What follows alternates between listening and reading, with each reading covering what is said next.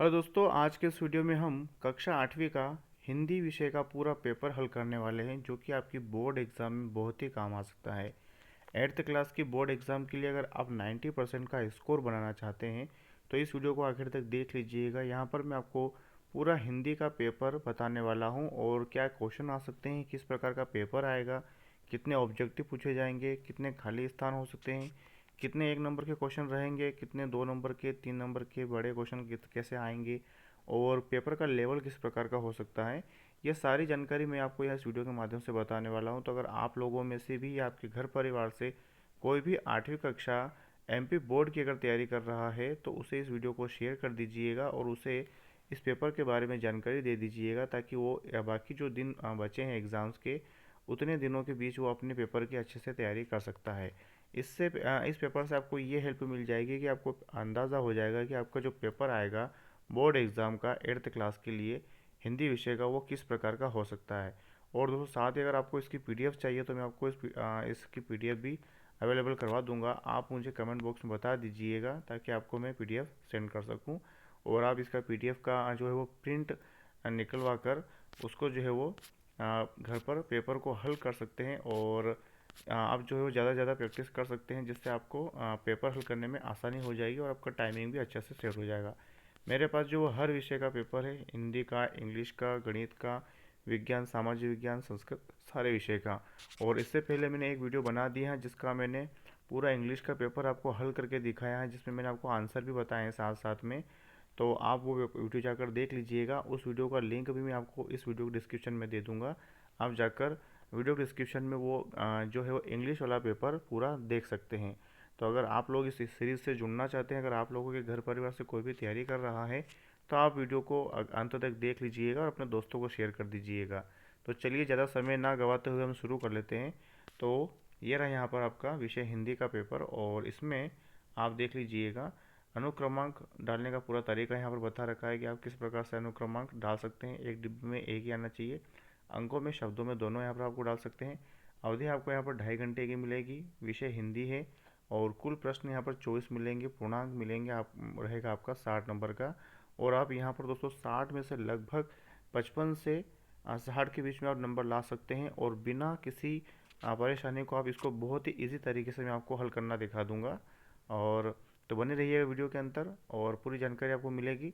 यहाँ पर दोस्तों आपको शाला का नाम लिख देना है, डाइस कोड, परीक्षा केंद्र का नाम, परीक्षा दिनांक और साथ ही आपको अपने एग्ज़ाम हॉल में जाते समय अपना प्रवेश पत्र जरूर ले जाना है साथ में, ताकि आप लोग अपने सही जगह पर और अपने पेपर को बिना किसी दिक्कत के आराम से दे पाएंगे, ताकि आपको असुविधा ना हो। इसलिए आप अपना प्रवेश पत्र जरूर से ले जाइएगा। तो यहाँ पर देख लीजिए, विकल्पीय हमसे प्रश्न पूछे गए हैं और नीचे दिए गए सूचना को पढ़कर और नीचे दिए गए प्रश्नों के उत्तर में से सही विकल्प को चुनकर हमको लिखना है। सड़क सुरक्षा के लिए प्रतिज्ञा लें, तो उसके लिए आप देख लीजिए ट्रैफिक नियम का पालन करने के लिए ये इस तरह का चिन्ह है, आप देख लीजिएगा। और गाड़ी चलाते समय मोबाइल का उपयोग ना करें, उसके लिए ये चिन्ह है। दोपहिया वाहन चलाते समय हेलमेट पहने, तो ये आपका चिन्ह दिया गया है। और इसी तरह से आगे दिया है सीट बेल्ट का प्रयोग करें, इसके लिए ये वाला चिन्ह आप देख लीजिएगा। और धीमे चले, संयम से चले, ये वाला चिन्ह आप देख सकते हैं। तो यातायात के नियमों का पालन करें, सड़क सुरक्षा ना हो, केवल नारा बना लो इसको जीवन धारा, मतलब खाली एक नारा ना हो और इसको हमें जीवन की धारा बना लेना है। सड़क सुरक्षा परिषद परिवहन विभाग की तरफ से ये पूरा एड है दोस्तों। और इसी के बेस पर अब हमसे यहाँ पर जो है वो पूरा हमसे प्रश्न पूछा जाएगा। तो थोड़े हम यहाँ पर और भी चीज़ें देख लेते हैं। यहाँ पर एक ट्रैफिक पुलिस खड़ी है और स्टॉप के लिए और मोड़ के लिए, हॉर्न के लिए, और ये एक छोटा सा चिन्ह है, कुछ हम देखेंगे इसके बारे में आगे हमको क्या दिया गया है। तो ये सारी चीज़ें यहाँ पर वर्जित की गई हैं, तो देख लीजिएगा। इस पर क्रॉस दे रहा है तो नीचे देख लीजिए, हमसे प्रश्न पूछा है कि सूचना पटल पर दिए गए निर्देश किससे संबंधित हैं। तो जो सूचना पटल पर हमको जो चिन्ह दिए गए हैं, तो देख लीजिए ये क्या क्या हमको दिखा रहे हैं। तो सड़कों की मरम्मत से हैं, राष्ट्रीय सुरक्षा से हैं, सड़कों के रख रखाव के लिए हैं, या यातायात के नियमों का पालन करने से हैं। तो हम सभी जानते हैं यातायात के नियम का पालन कर पाएँ, इसके लिए यहाँ पर ये हमको जो ये पूरा निर्देश दिया गया है। तो आपको डी उत्तर टिक लगा देना है और आपको यहाँ पर जो है वो अपना उत्तर अंकित कर देना है। टिक भी लगा देंगे तो भी बेहतर होगा और नीचे अपना उत्तर भी यहाँ पर लिख दीजिएगा। तो यातायात के नियमों का पालन करने से ये आपका 1 नंबर का प्रश्न है दोस्तों। अगले प्रश्न की तरफ चलते हैं, जो कि हमें उसी प्रकार से पूछेगा, उसी जो हमको निर्देश दिए गए थे। हमें यातायात के नियमों का पालन क्यों करना चाहिए? तो जुर्माना से बचने के लिए, परेशानी से बचने के लिए, दुर्घटना से बचने के लिए, या पुलिस से बचने के लिए। तो सभी जानते हैं कि यातायात के नियमों का पालन इसलिए किया जाता है ताकि हम दुर्घटना से बच पाएँ। और सी आपका उत्तर हो जाएगा, और आपको यहाँ पर अपना उत्तर लिख देना है। ये आपका 1 नंबर का प्रश्न रहेगा दोस्तों। यहाँ पर मैं आपको हर एक प्रश्न को हल करना सिखाऊंगा, और किस प्रकार से आप प्रश्न का उत्तर लिख सकते हैं ये सारी जानकारी मैं आपको दूंगा। तो वीडियो को अंत तक देख लीजिएगा, पूरी जानकारी आपको समझ में आ जाएगी। और इससे दोस्तों आपको इतना तो विश्वास हो जाएगा कि आप किस प्रकार का प्रश्न पत्र आएगा और उससे आप कैसे हल कर सकते हैं, ताकि आपका पेपर जो बहुत ही अच्छी तरीके से आए और अच्छी तरीके से जाए, और आपका स्कोर जो है वो 90% के ऊपर ही बनेगा। तो पूरा विश्वास रखिएगा और पूरा हल करने की इसको कोशिश कीजिएगा। हो सके तो आप पेन और नोटबुक लेकर बैठिएगा, ताकि आपकी जो भी ग्रामेटिकल चीज़ें होगी वो आप जो नोट कर सकते हैं और उसको याद भी कर सकते हैं बाद में। जब कभी भी आपका मान लीजिए ये पेपर ना और उससे मिलता जुलता और इसी प्रकार के प्रश्न अगर हमसे आ जाए, तो हम उसको आसानी से हल कर पाएँ। अगला प्रश्न है, राष्ट्रीय सड़क सुरक्षा सप्ताह के लिए 5 प्रतिज्ञाओं के निर्देश किसने जारी किए हैं? तो पुलिस विभाग ने, परिवहन विभाग ने, लोक निर्माण विभाग ने, या सूचना विभाग ने। तो हम सभी जानते हैं कि जो 5 प्रतिज्ञा हैं वो परिवहन विभाग ने ही जारी की है। जैसे कि यहाँ पर आप देखेंगे तो ये लिखा हुआ है नीचे, सड़क सुरक्षा परिषद परिवहन विभाग। तो सारी चीज़ें हमको यहीं पर इस पोस्टर में मिल जाएगी। इस पोस्टर को देखकर ही हमें उत्तर देना है। तो आपका उत्तर हो जाएगा तीसरे का यहाँ पर परिवहन विभाग, यानी कि बी वाला। और आपको यहाँ पर बी वाला अपना उत्तर जो वो अंकित कर देना है, यानी कि लिख देना है। अगला प्रश्न है, सड़क सुरक्षा नहीं केवल नारा, इस पंक्ति की दूसरी उक्त पंक्ति क्या होगी? तो हम अभी ऊपर पढ़कर आए थे, सड़क सुरक्षा नहीं केवल नारा, और यहाँ पर है सूख गई जीवन की धारा, यह तो है संकल्प हमारा, टूटे ना कोई सड़क का किनारा, और सुखी बना लो जीवन, सुखी बना लो जीवन सारा। तो इसके लिए यहाँ पर हमारा एक लाइन हमको पढ़ के आए थे हम, बना लो इसको जीवन धारा, ये पूरी पंक्ति है। और देख लेते हैं इससे मिलता जुलता अगर हमको कोई मिलता है प्रश्न तो ये रहा यहाँ पर, सुख गई जीवन की धारा, ये होना चाहिएगा। और देख लेते हैं और भी पढ़ लेते हैं, यह तो है संकल्प हमारा, सड़क सुरक्षा नहीं केवल नारा, यह तो है संकल्प हमारा, यही बिल्कुल सही होना चाहिए। सुखी बना लो जीवन सारा, ये तो नहीं हो सकता है। और टूटे ना कोई सड़क किनारा नहीं होगा। और सूख गई जीवन की धारा, ये भी नहीं। इसके लिए बी वाला उत्तर होना चाहिए, क्योंकि इसने थोड़ा सा चेंज कर दिया दोस्तों। दोपहिया वाहन कौन सा है? दोपहिया मतलब सिर्फ जिसमें दो पहिए होने चाहिए। तो कार में 4 पहिए होते हैं, हम सभी जानते हैं। ट्रैक्टर में 4 होते हैं, बस में 4 होते हैं, मोटरसाइकिल में 2 पहिया होते हैं। तो हमको यहाँ पर अपना उत्तर हो जाएगा डी वाला। आपको यहाँ पर मोटरसाइकिल का उत्तर लिख देना है। अगला है, निम्नलिखित प्रश्नों के सही विकल्प को चुनकर लिखना है। जिस वाक्य में एक उद्देश्य और एक विधेय होता है उस वाक्य को क्या कहते हैं? तो एक ग्रामेटिकली क्वेश्चन है, आप देख लीजिएगा। अगर आपको ग्रामर पढ़ाई गई होगी तो आप वहाँ से जाकर भी इसको हल कर पाएंगे। ये जो है आपका प्रश्न 1 नंबर का हो जाएगा, और आपके पास पर्याप्त समय है आंसर जो है वो इसको ढूंढ कर लिखने का। और अगले वीडियो में मैं आपको इसका पूरा हल भी बताऊंगा, साथ साथ में किस प्रकार से हम लिख सकते हैं। लेकिन जितने ज़्यादा होंगे उतने में यहाँ पर आपको जो है वो आंसर भी साथ साथ में बता दूंगा, ताकि आप लोगों का भी एक टेस्ट हो जाए। और आप लोग इसको अगर ढूंढ कर लिखेंगे तो आप लोगों का रिवाइज भी हो जाएगा। तो जिस वाक्य में एक उद्देश्य और एक विधेय होता है उसे कौन सा वाक्य कहते हैं? देख लीजिएगा, संयुक्त वाक्य, साधारण वाक्य, उपवाक्य, या मिश्रित वाक्य। निम्न में से कौन सा शब्द में ता प्रत्यय का प्रयोग नहीं हुआ है? हमको यहाँ पर नहीं वाला ढूंढना है। तो देख लीजिएगा, तन्मयता इसमें तो लग रहा है, क्योंकि तन्मय अलग शब्द हो गया, ता अलग हो गया। सफलता अलग शब्द हो गया, मतलब दोनों अलग अलग चीज़ें। सफल अलग चीज़ होती है, ता अलग चीज़ होती है। तो इन दोनों में तो लग रहा है, हमको नहीं वाला बताना है। सुगमता, सुगमता में तो बिल्कुल लग रहा है, सुगम अलग शब्द होता है, ता अलग शब्द होता है। प्रत्यय दोस्तों उसको कहते हैं जो किसी शब्द के पीछे यानी कि अंत में जुड़कर उस शब्द का अर्थ बदल दे, तो उसको हम प्रत्यय कहते हैं। लेकिन सकता, सकता में अगर हम सक अलग निकाल दें और ता अलग निकाल दें तो ता को तो हम समझ लेंगे कि प्रत्यय है, लेकिन सक हमारा कोई शब्द नहीं होता है। इसलिए हमारा उत्तर हो जाएगा बी वाला। हमको यहाँ पर सकता लिख देना है, क्योंकि यहाँ पर हमको प्रत्यय शब्द का प्रयोग नहीं वाला यहाँ पर लिखना है। अगला है ग्रहणों की वैज्ञानिक व्याख्या करने वाले तरुण पंडित का नाम क्या था। तो आप लोगों ने ये पाठ पढ़ा होगा तो आपको बहुत अच्छी तरीके से ये इसका उत्तर याद होगा। तो यहाँ पर ग्रहणों नहीं होगा, हाँ ग्रहणी है। ग्रहणों की व्याख्या करने वाले तरुण पंडित का नाम क्या था। तो अगर आपने चैप्टर पढ़ा होगा तो आपको इसका आंसर जरूर से पता होगा, आप इसको टिक कर दीजिएगा। हाल फिलहाल मुझे अभी इसका आंसर पता नहीं है, क्योंकि मैंने अभी ये जो चैप्टर है बिल्कुल पूरी तरीके से देखा नहीं है। तो आप लोगों के साथ मैं प्रश्न डिस्कस कर रहा हूँ। अगर आप लोग पढ़ाई कर रहे हैं तो आप देख लीजिएगा, आपके पास पर्याप्त समय है, ढूंढ कर आप इसको लिख सकते हैं। फन को ऊपर की ओर उठाए सर्प जैसी आकृति बनाने के आसन को कौन सा आसन कहते हैं। तो देख लीजिए, शलभासन, मकरासन, भुजंगासन और पद्मासन। मेरे हिसाब से इसका आंसर दोस्तों जो है वो सी वाला होना चाहिए, क्योंकि भुजंग जो है वो सांप का पर्यायवाची होता है और भुजंगासन इसका होना चाहिए आंसर। लेकिन फिर भी आप इसको जो वो कंफर्म कर लीजिएगा एक बार, अगर आप गूगल सर्च करेंगे तो भी मिल जाएगा, या फिर आपकी पुस्तक में भी कहीं ना कहीं आपको सिलेबस में ये कहीं ना कहीं आपको ज़रूर मिल जाएगा। सत्याग्रह आश्रम की स्थापना किसने की थी। तो देख लीजिए, महात्मा गांधी, महादेव भाई विनोबा भावे या फिर लोकमान्य तिलक। तो सत्याग्रह से संबंधित कोई चैप्टर आया होगा, उसके अंतर्गत आपको ये क्वेश्चन का आंसर मिल जाएगा। 11 से 20 लघु उत्तरीय प्रश्न हैं, जो कि आपको देख लेना है कितने नंबर का है। ये 3-3 नंबर के प्रश्न हमारे यहाँ से शुरू हो गए हैं। तो प्रश्न देख लीजिए, प्रश्न क्या दिया गया है। प्रश्न में है 11वां प्रश्न, आत्मविश्वास के बूते पर जीवन में सब कुछ करना संभव है, किसी एक महापुरुष का उदाहरण देते हुए उक्त कथन को स्पष्ट करना है। तो आत्मविश्वास के बूते पर जीवन में सब कुछ करना संभव है, इस प्रकार की कोई कहानी है और उसमें आपको एक महापुरुष का उदाहरण भी देना है और इसको इस प्रकार से लिखना है।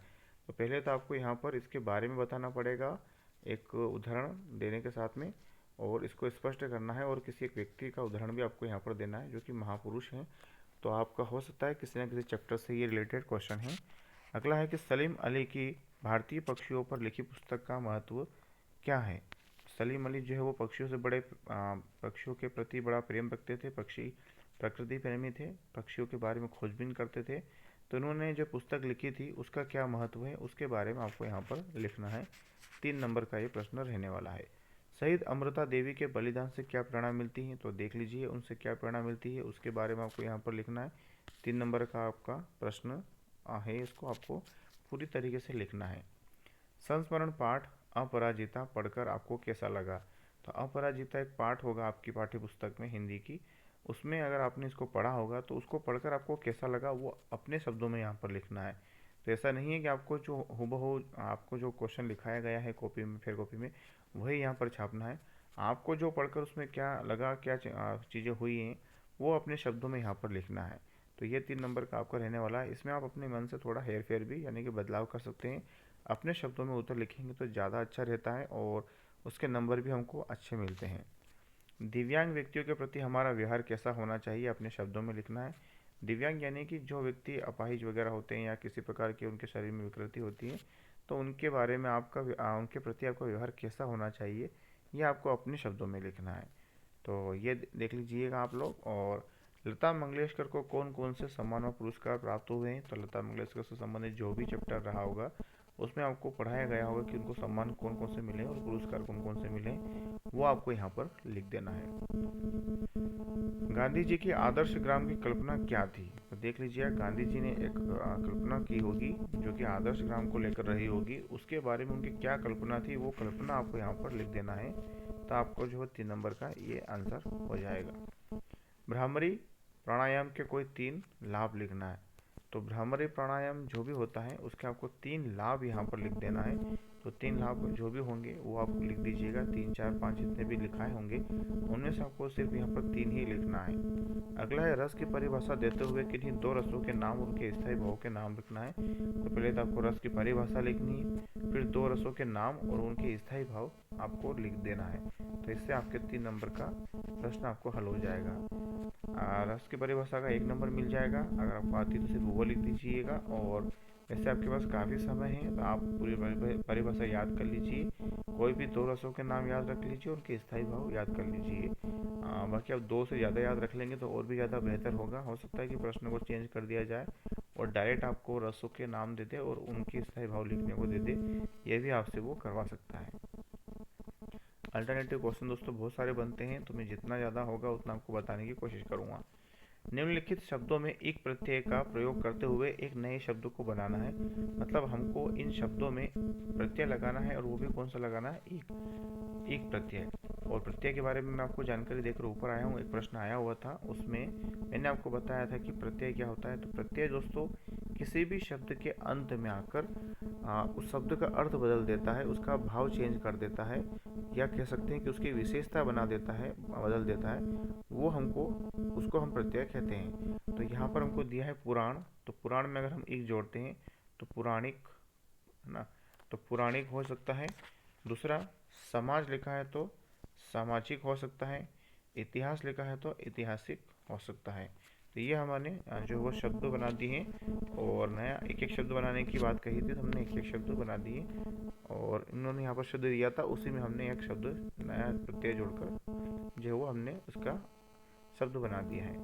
अगला दोस्तों दिया नीचे दिए गए प्रश्नों के उत्तर लिखना है, लेकिन इसके लिए हमको ये संदर्भ प्रसंग व्याख्या पूरी पढ़नी पड़ेगी, पूरा इसका भावार्थ लिखना है।